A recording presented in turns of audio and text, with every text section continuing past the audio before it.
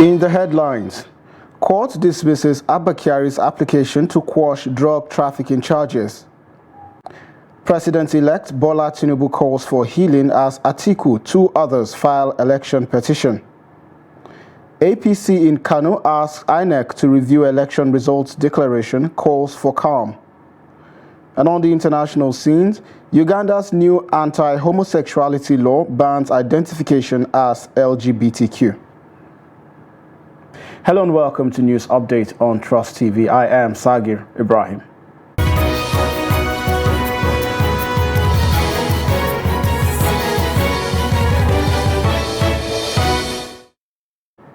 Hello and welcome once again. The Federal High Court in Abuja on Wednesday dismissed an application by a suspended Deputy Commissioner of Police, Abba Kyari, seeking to strike out drug trafficking charges against him. Justice Emeka Nwite dismissed the application on the ground that the court had exclusive right and jurisdiction to hear drug-related cases as enshrined in the Constitution of the Federal Republic of Nigeria and the National Drug Law Enforcement Agency, NDLEA Act. Kyari, who is a former head of the intelligence response team of the Nigeria Police Force, is facing prosecution by the National Drug Law Enforcement Agency. He and four members of the intelligence response team, ACP Sunday J. Ubwa, ASP Bawa James, Inspector Simon Agegba and Inspector John Nuhu were charged before a federal high court in Abuja with conspiracy to deal in 17.55 kg of cocaine. They were also charged with dealing in cocaine without lawful authority, conspiracy to tamper with cocaine, and unlawfully tampering with the 21.35 kg of cocaine seized from two convicted drug dealers. Also, President-elect Bola Tinubu says incidents of violence reported during the 2023 general elections in Nigeria is condemnable, calling for healing and reconciliation in the country. In a statement released on Tuesday, Tinubu urged Nigerians to rise above their differences and work together for the betterment of the country. The former Lagos State governor expressed sadness by the reported isolated violence during the elections and its aftermath in some states. Tinubu also said reports of arson after the announcement of governorship results in one state did not represent peace-loving Nigerian people. He said the physical and verbal assaults committed are unacceptable and antithetical to democratic ethos. The president-elect said elections should be a celebration of a maturing democracy and freedom of choice and ought not to be moments of grief. Tinubu then appealed to Nigerians to rise above differences and value strings that binds them together as a people. Still in politics, the PDP presidential candidate Atiku Abubakar joined three other presidential candidates on Tuesday to file a petition at the Presidential Elections Petitions Tribunal in Abuja, seeking nullification of the declaration of Bola Tinubu of the All Progressives Congress as winner of the February 25 presidential election. The other petitioners are Peter Obi of the Labour Party, Solomon Okangwan of Action Alliance, and Chichi Ojei of Allied People's Movement. Atiku Abubakar of the People's Democratic Party came second with 6,984,520 votes, while Obi came third with 6,101,533 votes. The petition by Obi and Labour Party had INEC, Tinubu, his running mate Kashim Shettima, and the APC as respondents. Among other prayers, the petitioners urged the tribunal to determine that at the time of the presidential election held on February 25, 2023, the second and third respondents, Tinubu and Shettima, were not qualified to contest the election. Alternatively, the petitioners are also asking the tribunal for an order cancelling the election and compelling INEC to conduct a fresh election in which Tinubu, Shettima, and the APC shall not participate. The tribunal is yet to fix a date for the hearing of the petitions. Also, the All Progressives Congress in Kano has rejected the governorship election outcome, which produced NMPP candidate Abba Kabir as the winner. Addressing a news conference in Kano, The legal advisor and chieftains of the party gave the Independent National Electoral Commission 7 days ultimatum to review the declaration of the election's results. insisting that the margin of victory is not and was not sufficient in view of the numbers of registered voters in areas where election was cancelled. They accused the state resident electoral commissioner and the returning officer of working not in accordance with the Electoral Act and INEC guidelines. Whenever the disenfranchised voters who have collected their permanent voters card, that is PVC, outweigh the margin of win between the candidate with the highest number of valid votes cast and his runner-up, the Commission will declare the said election as inconclusive. We therefore condemn in strong terms and vehemently reject the wrongful declaration and return of Abba Kabir Yusuf as the winner of the election by the returning officer. So I may be forced to ask, and you also join me to ask INEC, why was it that in the case of the federal constituency decision that they counted on polling units cancelled as a result of violence and emergencies? It counted, it worked in that direction. But when we now came to judge on our gubernatorial calculations and gubernatorial declaration, the INEC now came up with what they said is contained in the manual, that cancellations based or arising from emergencies and violences can no longer be counted as reason to define the lead of margin. Police in Lagos State paraded 19 suspects on Tuesday accused of committing various electoral offences in Lagos State. The suspects were paraded at the State Criminal Investigating Department, CID, Yaba. Take a look. The Lagos State Police Command said 11 of the suspects are accused of committing electoral offences, while 8 committed other offences during the just concluded 2023 general elections in the state. Police at Panti Criminal Investigation Department at Yawa said items recovered from the suspects were election ballot papers, PVCs, INEC boxes, reflective jackets, charms, cutlasses, among others. Police Public Relations Officer Benjamin Hundeyin, who represented the Commissioner of Police, said that during the presidential election, 28 cases were recorded. 23 suspects were arrested. 5 of the suspects have been transferred to Abuja for prosecution, while 1 suspect will be prosecuted by the police here in Lagos. The police said during the governorship election, 24 incidents were recorded, 19 suspects arrested, 3 of them have been handed over to INEC in Abuja and 2 under police prosecution in Lagos. The suspect was arrested with animal horn, which he used to attack somebody. The suspects are right there behind us for you to see. We also have someone in Badagry, somebody engaged in conduct also likely to cause breach of peace and was found in possession of electoral materials. The suspect was also found with 19 pieces of INEC forms and also 16 pieces of electoral papers. The exhibits are here for us to inspect. Also in the Mashiki area of Lagos, we also arrested somebody who was arrested threatening INEC officials and voters, and the suspect is also here for you to see. Hundeyin further stated that among those paraded were suspects involved in conspiracy, kidnapping, traffic robbery, and other related offences. We have a case of conspiracy and kidnapping. These are cases that we have concluded, that we have arrested suspects, and they are going to be arraigned any moment from now. We have a case of kidnapping. These people, 3 of them, they specialize in kidnapping, transporting them to their hideouts, and collecting ransom, the typical kidnap case, before releasing their suspects. But we're able to arrest 1 of them, and through painstaking investigation, we arrested others, and we have all the suspects in custody. Since they started their criminal activity sometime last year, October 2022, they've been able to rake in a total of 20,700,000. But thankfully, Lagosians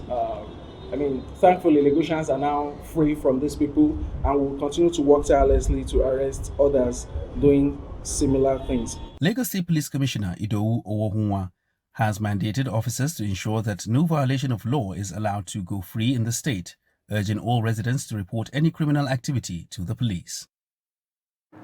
Also, the Speaker of the House of Representatives, Femi Gbajabiamila, has commended the Independent National Electoral Commission, INEC, and security agencies for their efforts in the conduct of the 2023 general elections. He appreciated them for ensuring the worst prediction of crisis and conflict did not come to pass. Gbajabiamila, who stated this at the resumption of plenary after its recess for the general elections, noted that any objective assessment of the elections will show marked improvements from prior outings. Take a look. At the resumed plenary, it was a mixed bag of feelings for members of the House of Representatives, as some clinched their tickets to return, while for some, it was goodbye to the Green Chambers. The Speaker, while welcoming the lawmakers, said amendments to the nation's electoral laws by the legislature, pronouncements by the judiciary, and operational reforms by the Electoral Commission have significantly improved elections in Nigeria since 1999. This is not to suggest perfection, but to acknowledge evident progress in our collective efforts to ensure elections we can all be proud of. Amendments to our nation's electoral laws by the legislature, pronouncements by the judiciary, and operational reforms by the Electoral Commission have significantly improved elections in Nigeria since 1999. The amendments to the Electoral Act by the 9th National Assembly have been particularly instrumental in improving the elections process through the use of technology tools to facilitate voter accreditation and transmission of results. With each new election season, we become more aware of areas requiring changes to ensure a better outing next time. He also stated that the need for the Electoral Offences Act to be effectively enforced against individuals and organizations whose violations of the electoral laws undermine the Constitution and threaten the nation's democracy. The Electoral Offences Act is one area where we must take action before the culmination of the 9th House of Representatives. The Act is necessary to ensure effective enforcement against individuals and organizations whose violations of our electoral laws undermine our Constitution and threaten our democracy. A system of vigorous prosecution and punishment of electoral offenders will serve as a deterrent to others in the future and help build confidence in our elections. In a related development, the House has also urged the Nigerian Safety Investigation Bureau to investigate the causes of the various train incidences, as well as the federal government through the Nigerian Railway Corporation to provide measures to curb the unfortunate occurrences. This came under a matter of urgent public importance following the incessant loss of lives and destruction of properties in train mishaps by Unyime Dem, representing Ukramfom Orok Anam Federal Constituency in Akwa Ibom State. Further notes that a Warri Itakpe train derailed in Kogi Forest, leaving not less than 300 passengers stranded. Barely a month after, about 20 passengers were abducted from a train station in Igweben, Edo State. The House, however, observed a minute's silence in honor of casualties of the various train mishaps.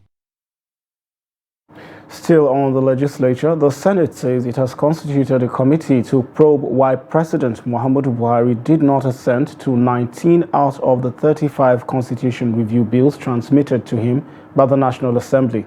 Senate President Ahmed Lawan disclosed this in his remarks during resumption of plenary after the governorship and state houses of assembly election.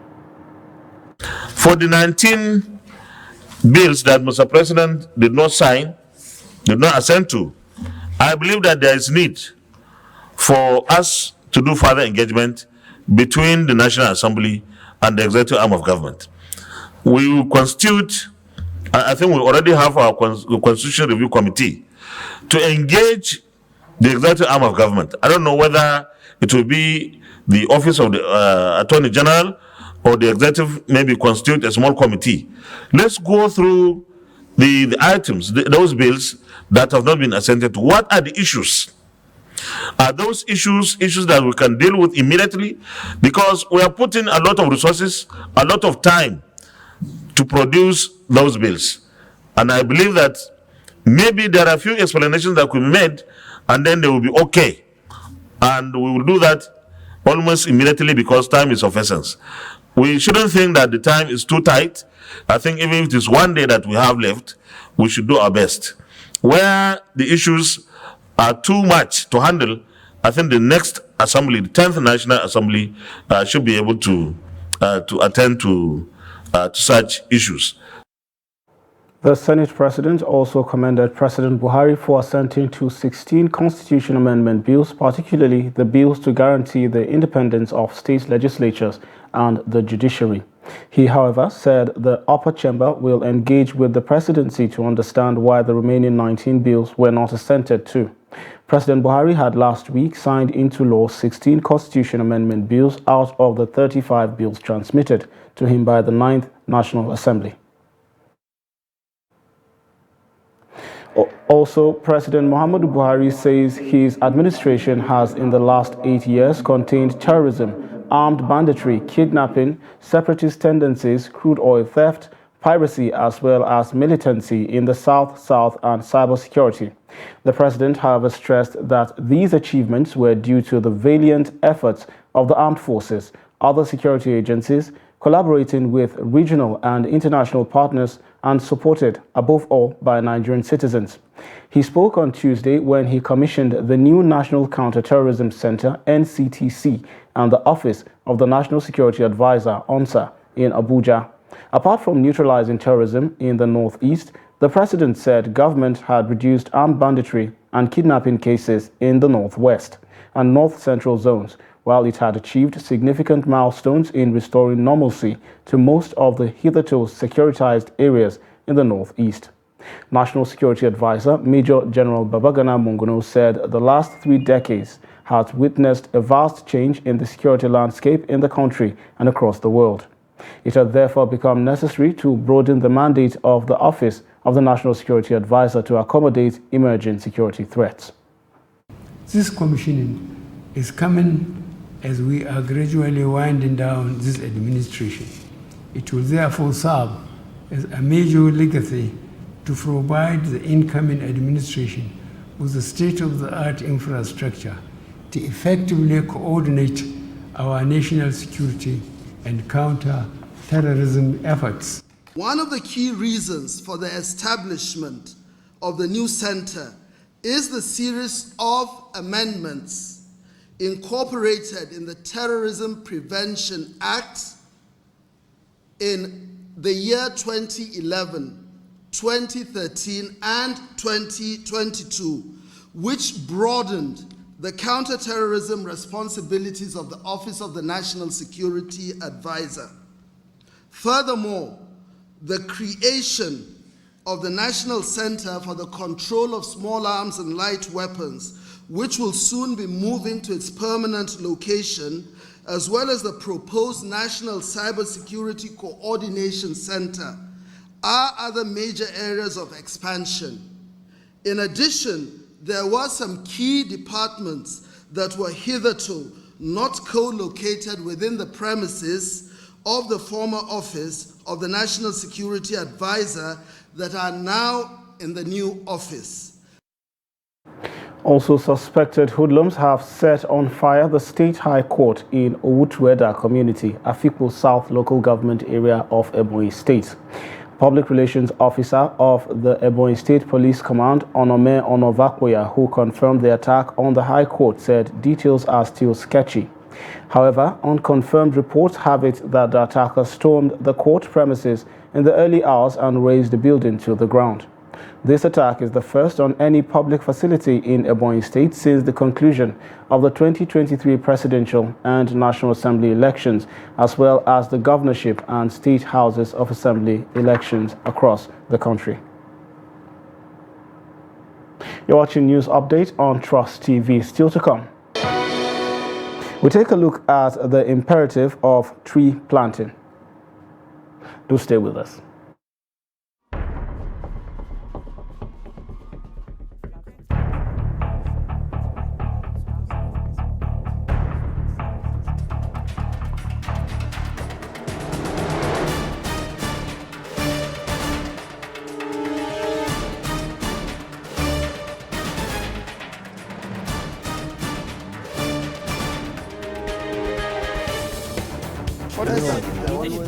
That's great.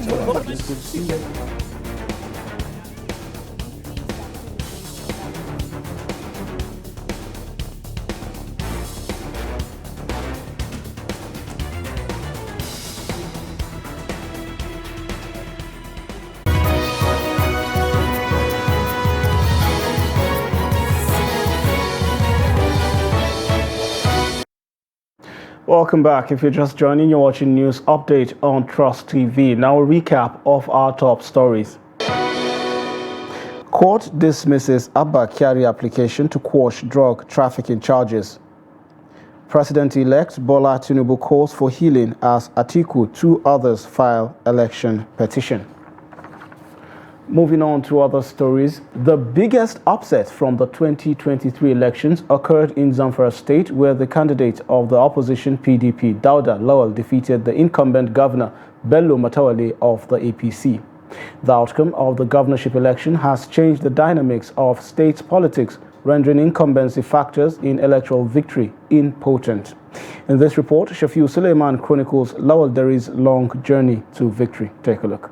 The Supreme Court on Friday, May 24, 2019, held that APC did not conduct valid primaries in Zamfara State in the build-up to the election, paving the way for the then PDP governorship candidate Bello Matawalle to be sworn in as governor of Zamfara State on May 29th. The judgment also affected the State Assembly election won by the APC. However, 2 years into his tenure, Governor Matawalle defected to the APC on June 11, 2021, leaving his deputy Mahdi Gusau, who refused to defect with him. Gusau was later impeached by the State House of Assembly and was replaced by Senator Hassan Nasiha. I want to assure you that we will not relent in our commitment and the determination to achieve lasting peace and promote the well-being of our people. We are determined to ensure peaceful conduct of the election and the free political activities, inshallah. On this note, I would like to use this medium to call on the good people of Zamfara State to continue to pray for peace and prosperity in the state. Dr. Lawal Deri's long journey to victory started with his emergence as PDP governorship candidate in the state in September last year. This was after a federal high court has nullified the previous primary that produced him as the candidate. The Supreme Court on March 6, however, affirmed Lawal Deri as PDP candidate in Zamfara State. Shehu Gusau and 2 others had challenged the outcome of the second primary and succeeded. Lawal Deri and his wife were attacked by suspected political thugs on the eve of the presidential election in February. As a result, 2 of my security escorts, a police sergeant, and inspector, sustained various gunshots. In addition to those police, 5 other innocent civilians also sustained gunshot injuries. All of these belong to the history books now, as Independent National Electoral Commission INEC on Tuesday declared Dauda Lawal Deri as winner of the governorship election in Zamfara State, giving the state a reputation of springing surprises in electoral matters. Shafiu Suleiman, Trust TV News, Abuja. March 21st every year is marked as International Day of Forest, set aside by the United Nations to highlight the significance of and importance of forest to man, with the theme Forest and Health. Noel Sampson reports that more than 1.6 billion people across the globe are directly dependent on forests for food, medicines, shelter, energy, among others. His report. 1st of March, the United Nations marks the International Day of Forest to commemorate the green cover around and reiterate its importance in the world. The day serves as a reminder of the vital role that forests play in our daily lives, as these are homes to all forms of wildlife and provide sustenance to communities around the world. Climate change advocates in Nigeria have joined the rest of the world to celebrate the day by engaging on tree planting outreach campaigns across secondary schools in the Federal Capital Territory, Abuja. We thought it's important for us to as an organization to not just help journalists, to report issues around forests, deforestation and the likes, but to also walk the talk. And that's why we are doing this for the 3rd year in a row, to help plant trees, educate young people, especially secondary school students, to learn about the importance of forests, the need to be intentional about protecting the environment, and also to let them know why the reason why we have unusual weather pattern will be because because of climate change. And if we really want to reverse things back to default, or to get things to be sustainable, to get the environment to be sustainable, then we need to be intentional. And planting trees is one of the many ways that we can play our part, and that's what we are doing here today. So celebrating the International Day of Forest is very important, is very critical, especially forests plays a major part in addressing climate change issue. The climate change advocates called on younger generations to be part of this noble cause to ensure a safe and conducive environment for all, as healthy forests will bring healthy people. Some of these schools appreciated the gestures where they reiterated the importance of protecting forests from destruction. Planting trees, having trees around us creates a lot of healthy environment around us too.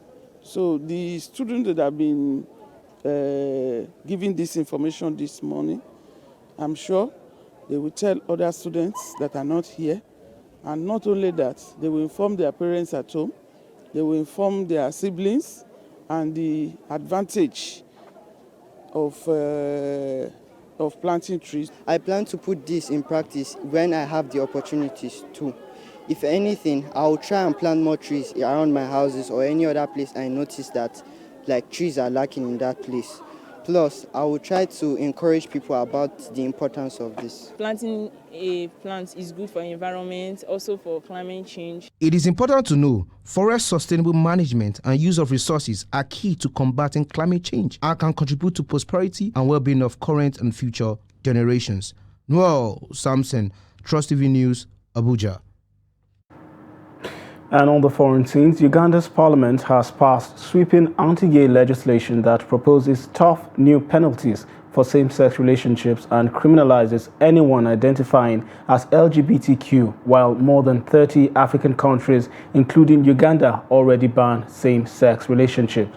The new law passed on Tuesday appears to be the first to outlaw merely identifying as lesbian, gay, bisexual, transgender and queer LGBTQ.